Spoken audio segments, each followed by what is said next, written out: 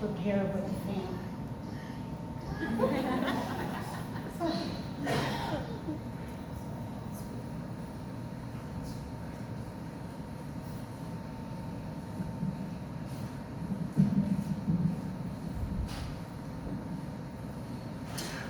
A few weeks to live.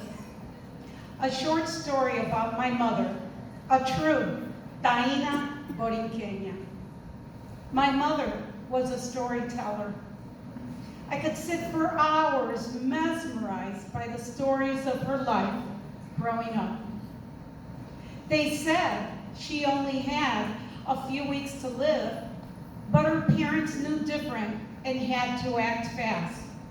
She was one of 15, 10 girls and 5 boys.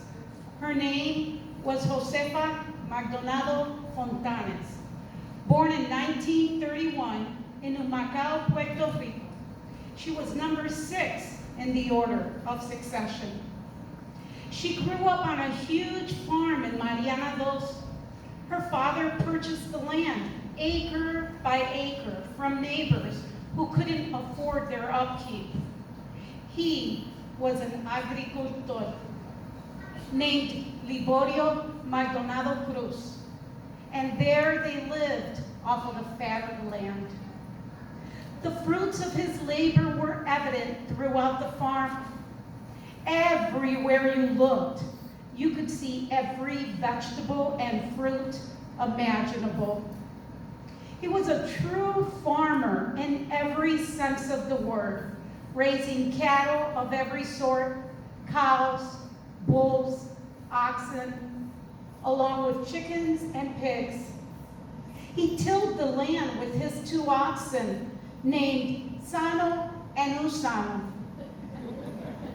You could hear him for miles calling out their names as he planted his plátano fields for the season. My mother often recalled the time when the family lived in casas de paja. She would tell us how they played outside till dusk and slid down the hillsides on hojas de yagua. Her mother created dolls made of pana to play with, and they knew no poverty. They were happy-go-lucky children, living in the countryside without a care in the world. She experienced World War II and heard the announcements via megaphone. Blackout, they would announce, which meant turn off the lights and hide from the warplanes flying over the island. They also lived through many hurricanes, to the extent that Liborio built La Tormentera. At age 12, Josefa found herself in dire straits with a strange viral infection that left her severely dehydrated. She was often left in the care of the older sisters, which meant her nutrition was not of the best standards. In that era, her diet was rice and beans. She always said, "Me embacharon de habichuela." You can only imagine what that brought on, a severe case of diarrhea. No one ever knew what she really had, but by her description, we assumed it was pretty bad. It was the dreaded visit to the doctor that gave her the poor outcome. He said, "Take her home. There's nothing more we can do for her. She'll be dead in a few weeks."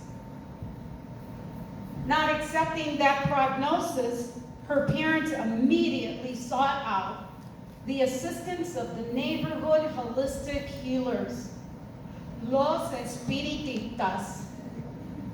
That's what Josefa called them. They were determined to save her life, and they were her last resort. The family believed in the holistic powers of natural healing medicine. That day, they prayed over her and prescribed natural herbs for her to drink. She said, "Los espiritistas saved my life. I was dying, and no one could help me, and they did. Josefa was very detailed when it came to storytelling. She always ensured we were thoroughly intrigued while she spoke. In the early days of Josefa's youth, the men in the family were considered the dominant caretakers of the girls. If they went out to El Pueblo for special events or festivals, the sisters were always chaperoned. One of the major attractions was La Plaza, and in the center of it sat a beautiful cathedral, El Con Catedral Dulce Nombre de Jesús.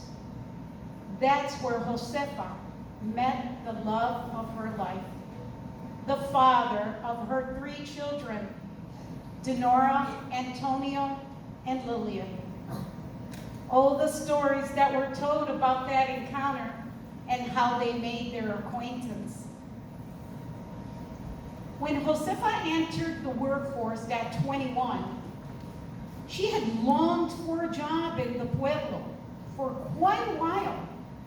Seeing that a few of her sisters had already begun working as housekeepers, she wanted the same. Her father mentioned that the local seamstress in the Pueblo was looking for a nanny. So she packed her bags and her father took her to meet the lady she would work for. They explained what her duties were, but there was no mention of pay. Josefa was left with the impression she had landed a job. Later, she would learn she was only a tenant. Into the bargain, she would pay for her stay as a housekeeper and a nanny to 3 boys. She described the boys as spoiled and insolent. She would say, "Esos nenes eran malos, como el demonio." One day, after attending Mass, she went strolling through La Plaza with the children. Suddenly, she was whistled at by a young man riding by on a bicycle. Of course, she ignored him. She thought whistling at a young lady was a sign of disrespect. She had no time for a títere on a bike. She was a nanny responsible for the care of children, los 3 diablitos. Every time she went out to La Plaza, she would see El Títere on his bike, and then curiosity struck. He would stop and speak with her, and play with the boys when they tagged along. Los Diablitos would put sand in his pockets and poke fun at him. The Títere was 18. He was 5'11". She was 23, 4'11". 5 years older than him, which she reminded him of constantly. Then one day, age went out the window. She learned his name, Roberto. He was a carpenter by trade, a man of means, who lived within the city limits of El Pueblo de Humacán, La Barriada Dorada. He became the love of her life. Josefa led a beautiful life. She was a woman of style with a flair for fashion. Her love for music and dancing was never ending. What I will remember most about my mother was her love for her culture. She was Puerto Rican through and through. She made sure she instilled that belief system in her children and her grandchildren. A Puerto Rican, born on the island of her forefathers, she knew who she was and what she believed in. She was intelligent, self-educated. She used her God-given intelligence to make informed decisions. She was not led by her emotions nor her religious beliefs. that weren't in the best interest of her family. She never stood in judgment of anyone. I loved and respected that of her most. Puerto Rico was in her heart and in her blood. She was a true warrior, a Taína Borinqueña, a wife, a mother, and a grandmother. My mother was a storyteller, and I feel blessed to tell her story. She was deeply loved, and she will live in our hearts forevermore.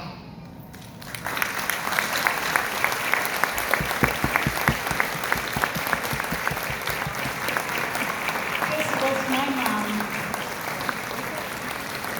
Thank you.